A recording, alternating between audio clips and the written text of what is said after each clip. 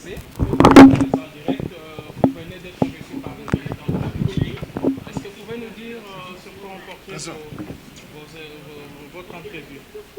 Comme vous le dites, nous avons répondu à l'invitation du président de la République dans le cadre des consultations qu'il a engagées. Et c'est en tant que membre de la Commission électorale nationale indépendante. Qu'est-ce que nous avons dit au président de la République? Il nous a donné la vision, c'est à quoi il s'attendait de ces consultations. Et nous lui avons présenté, premièrement, la nécessité de la stabilité du pays et la paix. Au-delà de cela, en tant que commission électorale indépendante, nous avons présenté à son autorité la nécessité de la tenue des prochaines élections générales en 2023 et que nous avons désormais un projet de chronogramme qui nous amène à ces élections. Bien entendu, il y a d'autres questions qui touchent le processus électoral en général, dont nous disons notamment les préparatifs et surtout l'assainissement de l'environnement avant tout préparatif de ce processus électoral. Monsieur le Président, en cas de dissolution de l'Assemblée nationale, est-ce que la CENI est prête à organiser des élections anticipées et combien ça coûterait? La mission de la CENI est déclinée à l'article 220 de la Constitution, 211 de la Constitution, c'est-à-dire conduire tout processus électoral et référendaire. En cas d'absence d'une institution, bien d'une institution élective, il appartiendra à la CENI d'organiser les élections. Tout de même, aujourd'hui, la question qui peut se poser, est-ce que l'équipe Nanga est-il encore légitime pour organiser de telles élections? Ça fait aujourd'hui parmi les éléments du schéma critique préparatoire en disant il faut le plus rapidement possible désigner les nouveaux membres de la CENI qui vont faire des études et décliner les chiffres, par exemple, en disant ça coûterait trop de temps. Je vous remercie. Les échanges qui viennent d'avoir avec le président de la République. Monsieur le président du CESAC, vous venez d'être consulté par le président de la République. Est-ce que, en quelques mots, vous pouvez dire à nos téléspectateurs qui nous suivent en direct de la radio-télévision nationale congolaise de quoi il a été question? On ne va pas dire ici de quoi il a été question avec le président de la République. Nous avons été consultés, nous avons donné nos avis. Mais le plus important pour nous, c'est que nous avons relevé que dans tout ce qui se passe ici, avec la tension qu'on vit et tout ça, les médias jouent un rôle dans l'exacerbation de la crise, dans l'exacerbation des tensions. C'est pourquoi nous avons préconisé des dispositions, des mesures à prendre pour essayer d'encadrer les médias, pour les amener à plus de professionnalisme, pour leur rappeler leurs responsabilités sociales afin qu'ils puissent travailler dans l'intérêt général et pas dans des intérêts partisans. Mais ces mesures, justement, est-ce que nous pouvons les avoir quelques-unes? Parce que la bonne frange des médias est ici représentée. Est-ce que ce ne serait pas intéressant que vous donniez quelques-unes de ces mesures? Non, nous avons nos recommandations, nous avons des directives qui vont être vulgarisées très bientôt. Merci. Merci. Social, qu'est-ce qu'il a dit au président de la République? Le Conseil économique et social, comme vous devez le savoir, qui est une institution constitutionnelle et une assemblée consultative, consultée comme les autres forces vives de la nation, a eu à dire au président de la République, compte tenu du contexte du moment, en partant de l'adresse du chef de l'État lui-même, 3 points. 3 points. Le premier, c'est qu'il faut préserver la paix et la sécurité du pays. Deuxième point, qu'il faut respecter la Constitution. Troisième point, qu'il faut ne pas déstabiliser les institutions. Et compte tenu du contexte, le chef de l'État, parce qu'il nous a dit dans quel contexte, pourquoi il a initié ces consultations, et donc le Conseil économique et social est revenu sur ces 3 points, partant de la constance que ce n'est pas la première fois que dans ce pays qu'il y a des consultations. Et donc, ce qu'il faut voir et rechercher, c'est plutôt les causes, parce que les mêmes causes produisent les mêmes effets. Et donc, il ne faudrait pas que ce soit une énième consultation qui n'a pas de résultats, mais en revenant autour de ces 3 points que j'ai évoqués tout à l'heure, à savoir la paix et la sécurité du pays, le respect de la Constitution et la stabilité des institutions. Voilà. Vous êtes optimiste quant à l'issue de ces consultations? Tout à fait optimiste. Et le chef de l'État nous a dit dans quel objectif il est en train de travailler. Merci. Merci.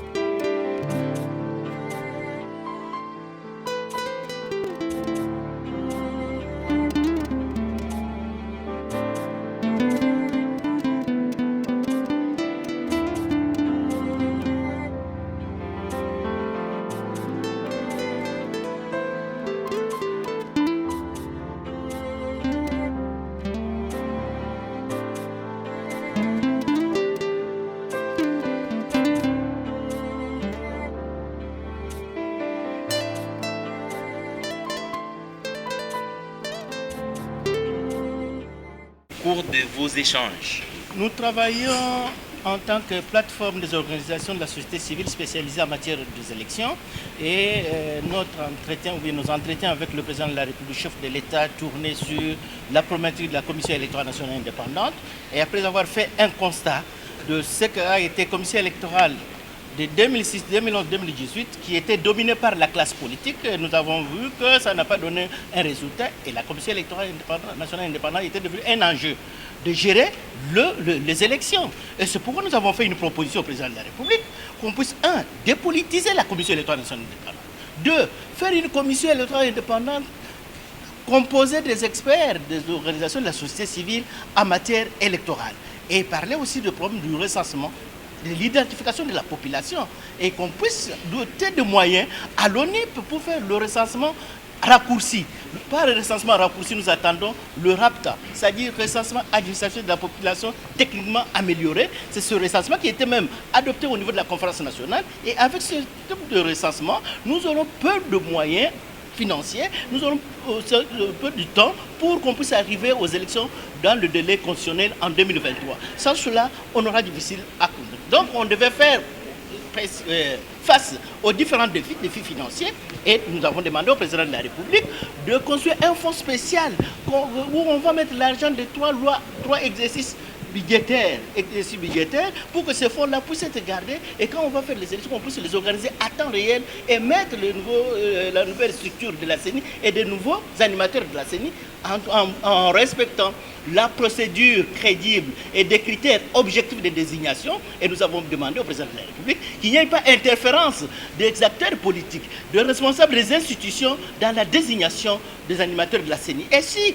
par hasard, ceux-là ils vont s'aventurer, nous allons les dénoncer et nous allons considérer ça comme une corruption. Quand on fait une corruption, on doit traduire ce genre de classes politiques qui vont nous influencer dans la désignation de nos membres. Qu'on nous laisse tranquille parce que quand la classe politique désigne les leurs, nous n'intervenons pas. Et quand nous désignons les nôtres, on doit laisser le temps. Et c'est pourquoi nous avons échangé autour de cela pour dire nous avons tout intérêt à faire vite, à aller vite pour que les élections puissent avoir lieu dans le délai constitutionnel en 2023. Le bureau de fait 3 délégations. Le président de la CENI a parlé du changement du bureau. Est-ce que c'est une urgence?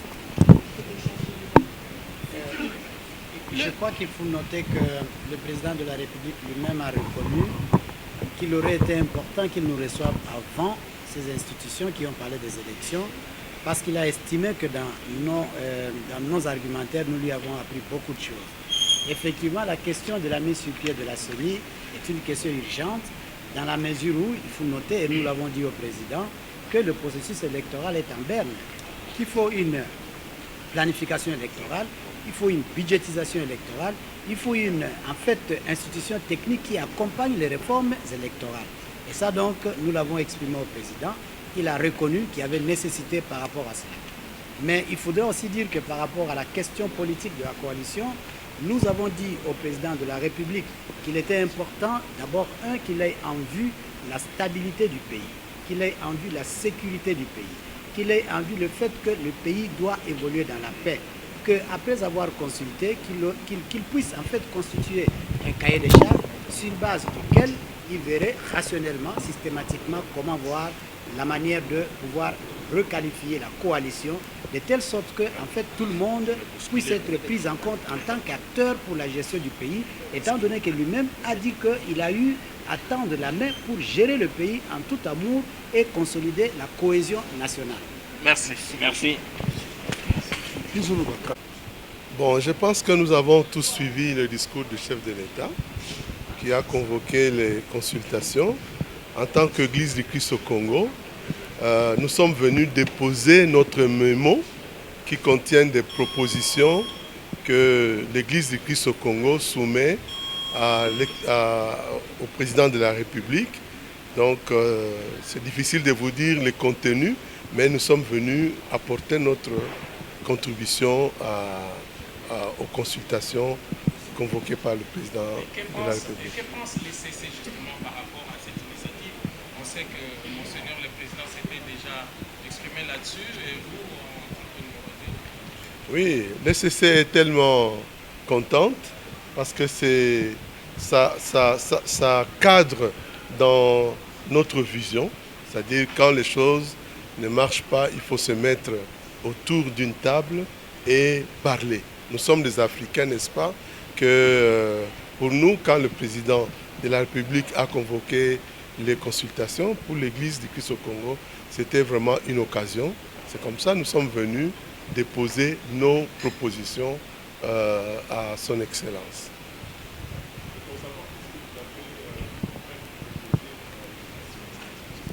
Bon, c'est un contenu que nous avons adressé au président de la République.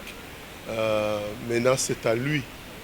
Nous avons déjà donné nos propositions et nous ne pouvons pas les revenir maintenant. Quelle a été la réaction du président de la République après cette Très, très favorable. Très, très favorable parce que je vois encore des propositions que nous avons données où il a posé certaines questions, éclaircissements, pour que nous puissions exprimer librement ce que nous pensons en tant qu'Église. Le discours du chef de l'État qu'il convoquait, n'est-ce pas, à la consultation, et cette consultation qui a été donc l'objet de notre, n'est-ce pas, visite ici, donc l'audience d'aujourd'hui. Mais tout ce qui était passé à l'interne, je pense que le secrétaire général peut vous donner un résumé. En fait, merci pour la question. Je crois que il n'est pas question de savoir pourquoi nous sommes là. Nous sommes là pour répondre à l'appel du chef de l'État en rapport avec son message à la nation. Et la communauté islamique a essayé d'apporter sa contribution, sa réflexion au message du chef de l'État en conseillant, en donnant ce point de vue par rapport à ce que le chef de l'État veut en ce qui concerne la gouvernance de ce pays. En ce qui nous concerne, nous avons estimé que ce pays a besoin de la stabilité, il a besoin de la paix et qu'il faut consolider la paix, mais il faut également améliorer la gouvernance de ce pays. Et pour cela, je crois qu'il est question qu'on reste câblé sur les textes légaux, la Constitution et tous les autres textes. Je crois que nous n'aurons pas de problème. Et que l'alternance réalisée dans ce pays ne doit pas être...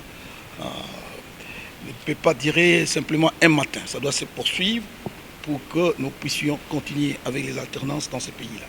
Voilà les conseils que nous avons prodigués au chef de l'État. Nous pensons que tout le monde doit respecter la Constitution de la République. Tout le monde doit respecter également les institutions de la République.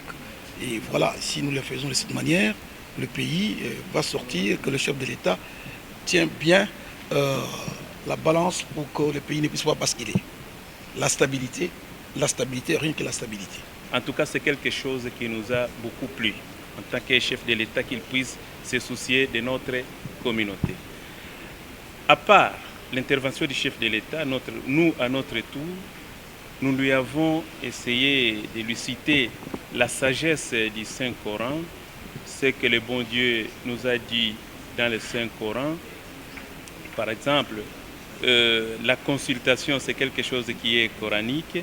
Alors nous lui avons demandé de ne pas se fatiguer, de ne pas cesser de dialogue chaque fois qu'il y a des problèmes, qu'il passe toujours par cette façon-là. C'est comme ça que nous aurons en tout cas à améliorer la situation du pays et c'est comme ça qu'il aura toutes les réalités que la population est en train d'endurer. Nous venons de répondre à l'invitation du chef de l'État, comme vous venez de le dire. Et le chef de l'État a voulu bien consulter l'armée du salut. Et le chef de l'État a commencé d'abord par nous présenter la situation de notre pays, la situation de l'air. Et il a bien voulu aussi recevoir de la part de l'armée du salut, notre église, quelques conseils, quelques recommandations pour la bonne marche de notre pays. Et nous avons formulé quelques recommandations que nous avons soumises au chef de l'État et qu'il pourra nous lire sur le social de la population, sur l'encadrement de la jeunesse, sur l'agriculture, nous allons parler de beaucoup de choses qui pourront bien contribuer à l'avancement de notre pays. Mais le pays est en crise en ce moment, une crise politique plutôt. Quelles sont pour vous les solutions à cette crise? Parce que voilà, le social ne pourra pas marcher tant que la crise politique dure. Par rapport à la crise politique, le souhait de l'armée du salut est que l'unité soit réellement vécue dans ces pays. Et nous continuons à prier. Nous invitons aussi tous les acteurs politiques de pouvoir se mettre ensemble pour la bonne marche de notre pays qui est la République démocratique du Congo. Doit-on continuer avec la coalition? Doit-on arrêter la coalition? Quel est votre avis? Ça ne dépend pas de l'armée du salut. Nous, en tant qu'église, au milieu du village, nous continuons à prier pour que ce pays puisse réellement être en paix et que tous les acteurs politiques puissent se mettre ensemble pour la bonne marche de ce pays, comme je l'avais dit tantôt. Quand vous parlez de mettre ensemble tous les acteurs politiques, ce sont des consultations. Est-ce que vous pensez à une concertation, à un dialogue? Comment mettre tous ces acteurs politiques, sachant qu'il y a certains qui ne viendront pas ici? Nous continuons à demander à notre Dieu qui avait inspiré le chef de l'État de pouvoir organiser ces consultations pour que ces consultations puissent réellement aboutir. Ce n'est pas à nous de donner des injonctions au chef de l'État, mais nous avons cette conviction que c'est Dieu qui l'avait inspiré de pouvoir organiser ces consultations. Il va continuer à l'aider pour que ce pays puisse sortir de cette crise que nous sommes en train de vivre. Nous avons d'abord remercié le chef de l'État pour avoir initié ces consultations nationales. Et il nous a bien reçus. Et nous avons très bien causé. Et nous avons un peu plus parlé sur le social, ce que nous, Congolais, sommes en train de traverser dans notre vie quotidienne. Et je pense que je ne peux pas aller au-delà. Il était à l'écoute, il a la volonté, le chef de l'État, et nous espérons qu'à la fin de ces consultations, nous aurons de bonnes conclusions. Merci. Est-ce qu'on peut savoir les propositions que vous avez faites au chef de l'État? Bon, je pense que je ne pourrais pas révéler ce que nous avons causé avec lui en ce moment. Simplement, attendons la fin de ces consultations et lui-même, dans son adresse, dans l'avenir, il nous le dira. Merci.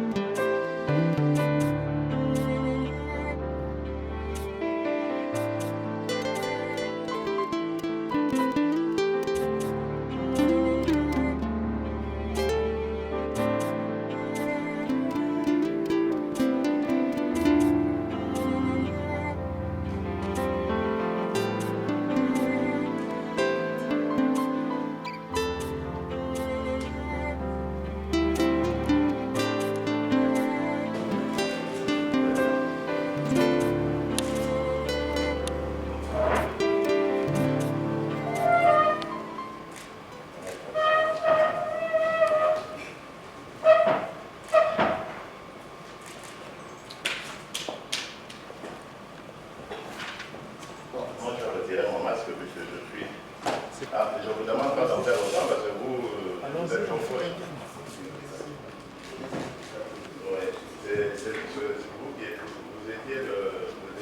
Nous avons répondu à l'invitation du président de la République dans le cadre des concertations qu'il a engagées, et c'est en tant que membre de la Commission électorale nationale indépendante. Qu'est-ce que nous avons dit au président de la République? Il nous a donné la vision, c'est à quoi il s'attendait de ces consultations, et nous lui avons présenté premièrement la nécessité de la stabilité du pays et la paix. Au-delà de cela, en tant que commission électorale indépendante, nous avons présenté à son autorité la nécessité de la tenue des prochaines élections générales en 2023 et que nous avons désormais un projet de chronogramme qui nous amène à ces élections. Mais bien entendu, il y a d'autres questions qui touchent le processus électoral en général, dont, disons notamment, les préparatifs et surtout l'assainissement de l'environnement avant tout préparatif de ces processus électoraux. Monsieur le Président, en cas de dissolution de l'Assemblée nationale, est-ce que la CENI est prête à organiser des élections anticipées et combien ça coûterait? La mission de la CENI est déclinée à l'article 220 de la Constitution, 211 de la Constitution, c'est-à-dire conduire tout processus électoral et référendaire. En cas d'absence d'une institution ou bien d'une institution élective, il appartiendra à la CENI d'organiser les élections. Tout de même, aujourd'hui, la question qui peut se poser, est-ce que l'équipe Nanga est-il encore légitime pour organiser de telles élections? Ça fait aujourd'hui parmi les éléments du schéma critique préparatoire en disant il faut le plus rapidement possible désigner les nouveaux membres de la CENI qui vont faire les études et décliner les chiffres, par exemple, en disant ça coûterait autant. Je vous remercie.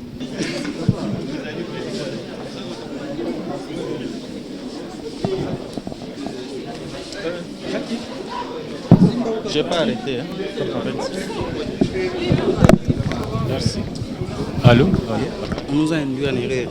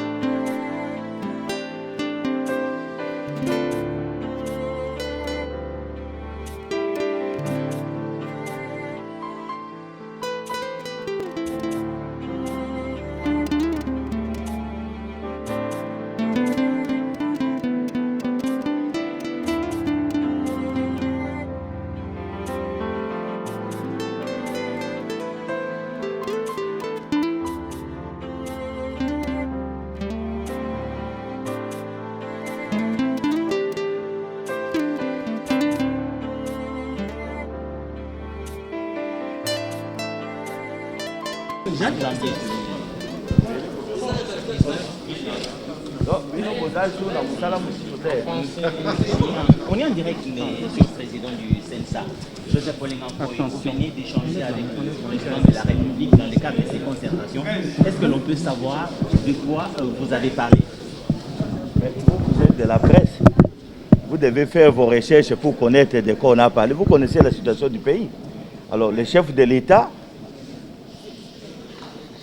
conformément au pouvoir qui lui a été conféré par la Constitution, notamment dans son article 69,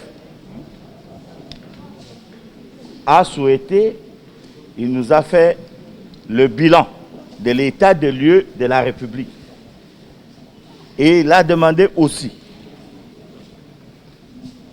c'est que nous pouvons conseiller. Ça, nous devons leur rendre un grand hommage. Parce que la plupart des chefs, ils ne demanderont jamais cette question.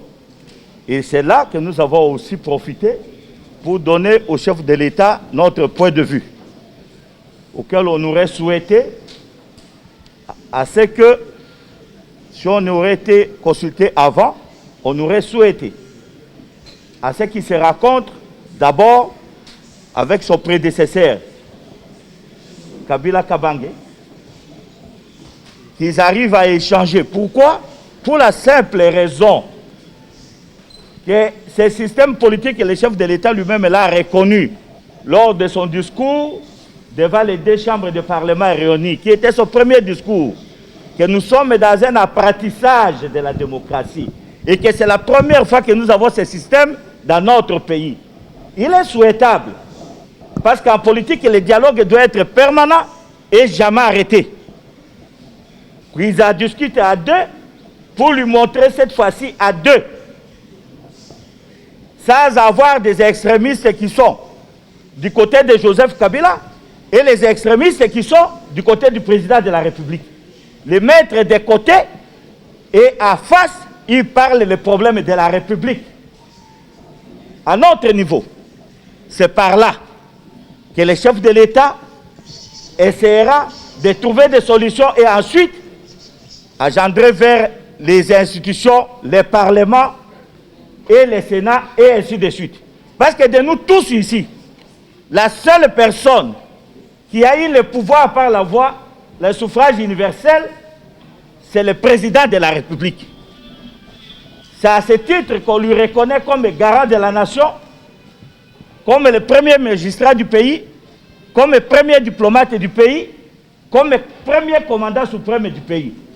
Je crois que tous ces titres réunis, la nation l'a reconnu par rapport au pouvoir qui lui a été conféré par le peuple. Nous, notre rôle ici n'est pas de venir pour faire et dire les mensonges à celui qui a le destin du pays entre ses mains. Notre mission est de dire toujours la vérité et l'orienter vers la voie de la paix. Je vous remercie, mesdames et messieurs de la presse. Vous avez été gentils de m'interroger. À ce stade, quelle chance donnez-vous à ces consultations? J'ai tout dit. Bien.